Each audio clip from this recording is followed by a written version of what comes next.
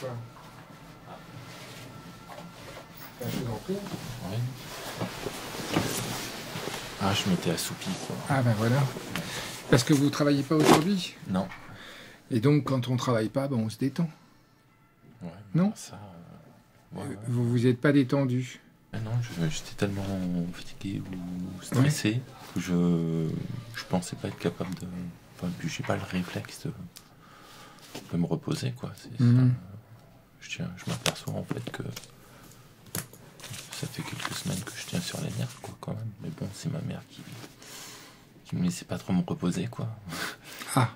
Vous pensez qu'elle est toujours avec sa maladie? Bah, quelque part, oui, quoi. Mais c'est quoi sa maladie? Bah, maniaco-dépressive. Elle est maniaco-dépressive. Elle a jamais exprimé de la joie. Elle avait du mal à préparer à manger. Oui. Elle était très maniaque, quoi. Moi, je me déconnectais de ma vie, et puis c'est ce qu'on me demandait. Puis c'était aussi pour avoir la paix. Je sais plus si c'est vers 27 ans que j'ai eu ma première violence Oui. extérieure, quoi. Et ça s'est manifesté comment? Je me souviens plus trop de ce moment. Bon, je sais qu'il y a eu l'épisode où ma mère est partie dans la rue complètement déconnectée de la réalité. Et donc là, il y a eu une gifle que j'ai mis pendant, il m'a fallu 2 années pour m'en remettre, quoi. Est-ce que quand vous avez commencé à être mal, vous avez vu très vite un psychiatre? J'ai vu un psychiatre avant d'aller mal. Ah. Donc, et pourquoi? parce que ma mère avait peur que le fait qu'elle soit malade, il y a eu des effets collatéraux. Voilà, c'est ça. Ouais. Alors que j'avais une distance, je tenais bon. Moi, je voulais le calme, la douceur, hein, quoi. J'avais eu un modèle où à travers mon père, et ça me donnait envie d'être doux. Déjà, j'avais eu la haine avant. Parce que moi, je voulais pas trop vivre dans une société de consommation. Je voulais vivre dans une société d'autonomie, quand même. On n'a pas besoin de toute cette... de médias, en fait. Les médias, c'est une société sur la société, quoi. C'est ça qui me... Mais chez vous, ça a pris quelle forme quand vous aviez vos troubles? Bah de perte de conscience, de plus avoir de repères, plus de sens, plus de ne plus être à l'écoute de soi. Oui. Puis perte de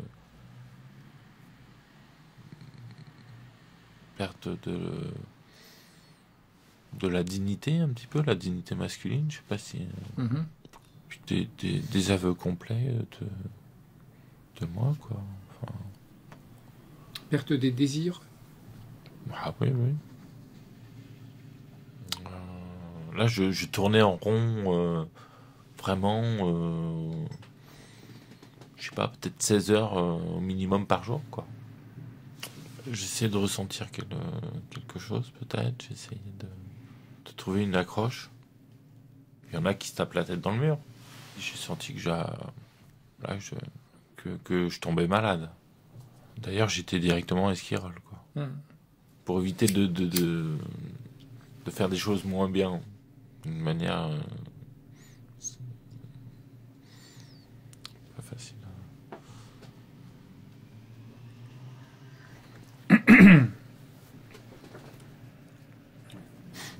Vous voulez boire quelque chose, Bruno? Non, c'est gentil, ça va. Ou un petit café, en fait. Oui. Ouais. Réflexion, en fait.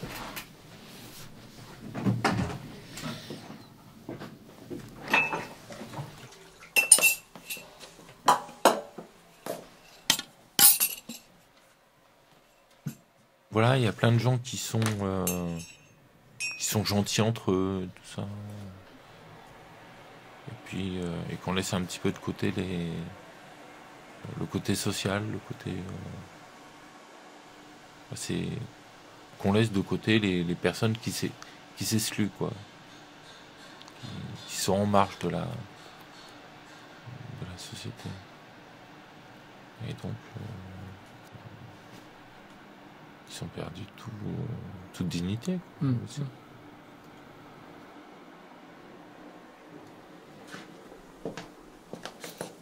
Donc je me suis dit, bon, j'allais plutôt, je me sentais plus proche d'eux.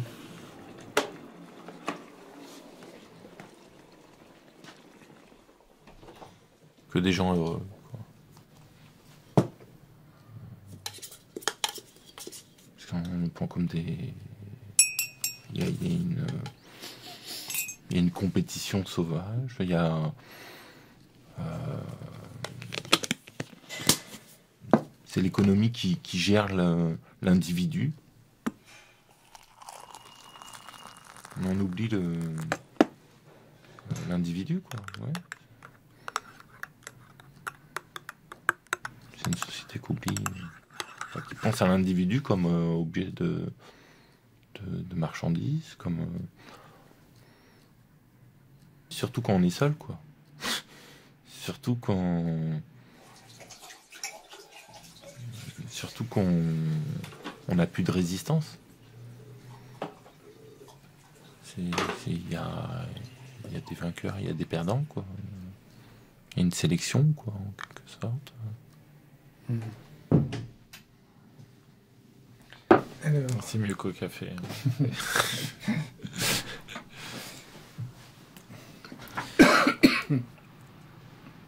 Alors le fait d'aller à Esquirol, qu'est-ce que vous y trouvez quand vous allez là-bas? Peut-être un peu d'espoir, parce que bon, c'est vrai qu'avant d'y aller, je voulais mettre fin à mes jours. Et donc le fait d'aller à Esquirol, c'est un espace où vous protégez. Ouais. Alors, est-ce que vous avez trouvé la protection, là? Ouais, peut-être. Je suis pas resté longtemps en 99, hein, je suis resté 10 jours. Donc, mais ça a été suffisant? Non, je pense pas. Et après, j'ai cherché un travail comme d'habitude. Essayer de me débrouiller tout seul, peut-être. Ouais. Qu'est-ce que vous avez trouvé à ce moment-là? Télévendeur, téléconseiller ou sécurité. Ça reste dans ces... Pas vraiment des métiers que j'ai choisis, mais que je me suis conditionné là-dedans. J'aurais peut-être pu apprendre un autre métier, passer un permis cariste, pourquoi pas. Ouais. Mais non, je voulais surtout m'oublier, quoi, je crois. Parce que j'étais vraiment devenu, et j'y suis encore, quelqu'un de mal, quoi. Perverti, quoi. De cynique,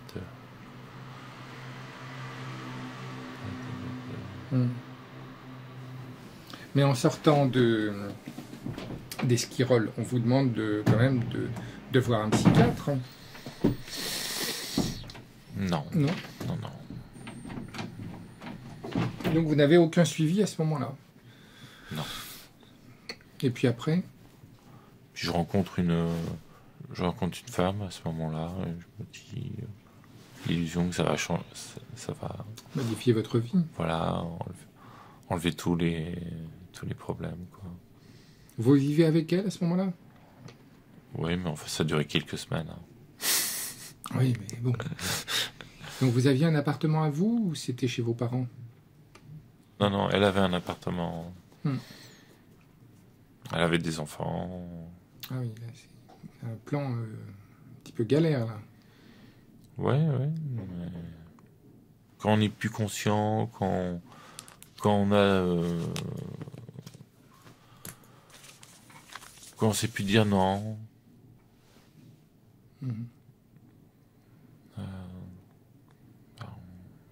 Mais vous étiez amoureux? Non, je crois que je suis plus capable d'être amoureux depuis...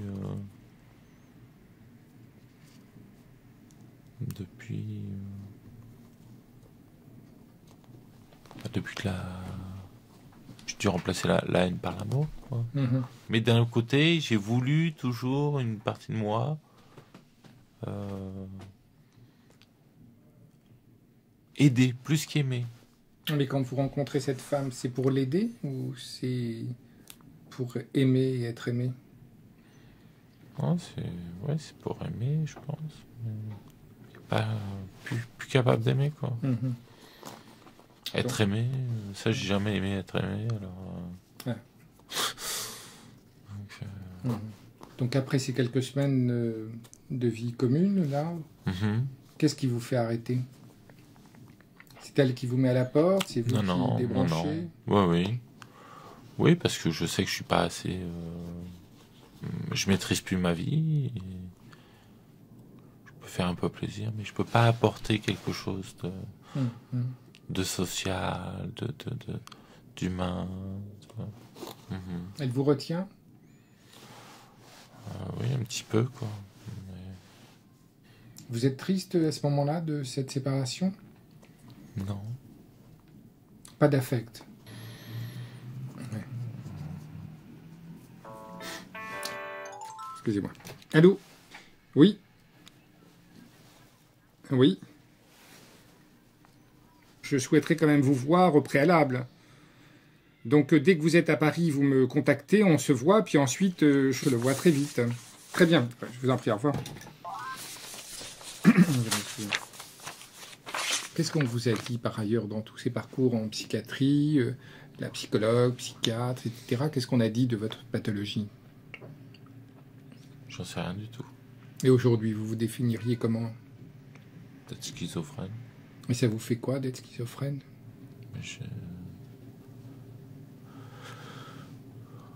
Ça, bien sûr, ça fait peur, quoi. Ça fait peur à qui? Bah, à moi, en tout cas. Non, apparemment, les autres, je leur fais pas peur, quoi. Ils aiment bien venir vers moi. Donc, vous faites pas peur? Non, je fais pas peur. C'est parce que je me replie sur moi. Et vous avez le sentiment que c'est une manière d'être particulière? On n'a pas de repère. On ne sait pas si on est dans le bien ou dans le mal. Et pourtant, vous vivez comme n'importe qui, non? Vous circulez, vous prenez les transports en commun, vous travaillez aujourd'hui, vous voyez des gens comme tout le monde. Non, j'ai du mal à m'affirmer, c'est ça le problème. Mais bon, ça n'a rien à voir avec le fait d'être... Voilà. Si, peut-être un petit peu. Ouais. Ah oui. Ouais. Là, vous mettez le doigt là-dessus. Ouais. Vous dites ce qu'il y a à dire. Vous faites surtout prendre conscience, quoi. C'est ça qui est important, quoi. Vous faites travailler la mémoire. Oui. Ben, j'essaye. Et alors, depuis qu'on se connaît, qu'est-ce que vous avez fait comme activité avant d'être aujourd'hui dans une autre voie? J'ai fait les fameux contrats CES pour la RATP. Qu'est-ce que vous étiez? Je crois que j'ai commencé à peu près au même moment. Où on s'est rencontrés. Oui.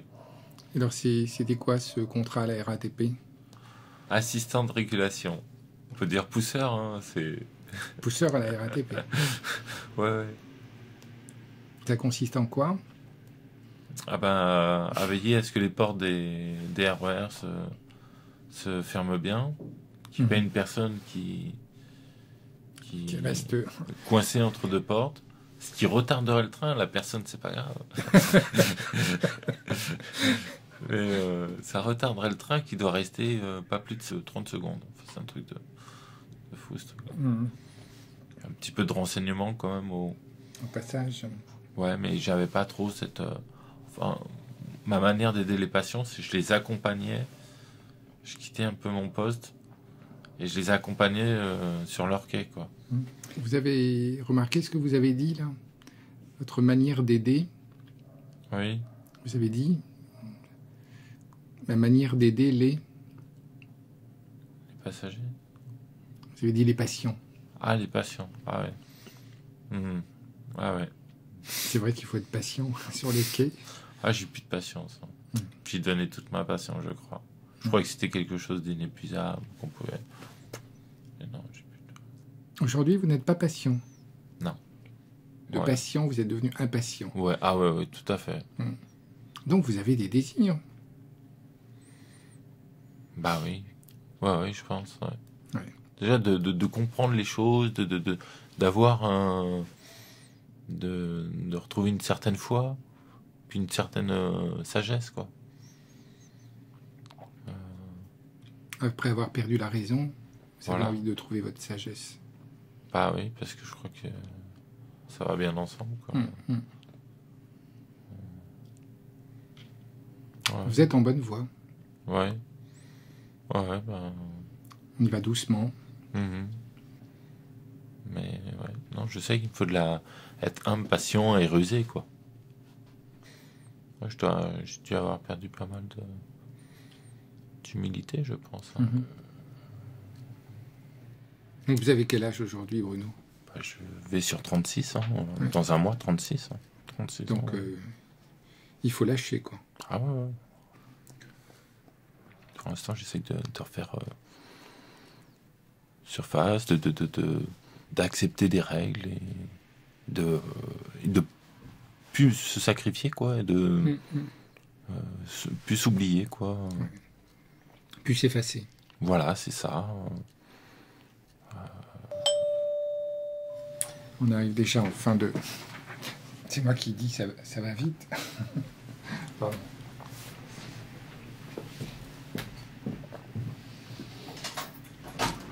Oui, une petite minute. Bon, on va se revoir. Alors...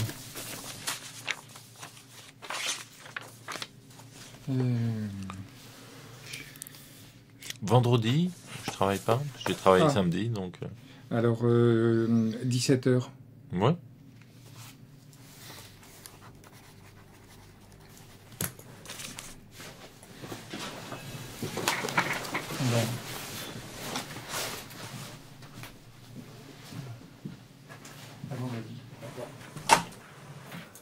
Arte Radio. .com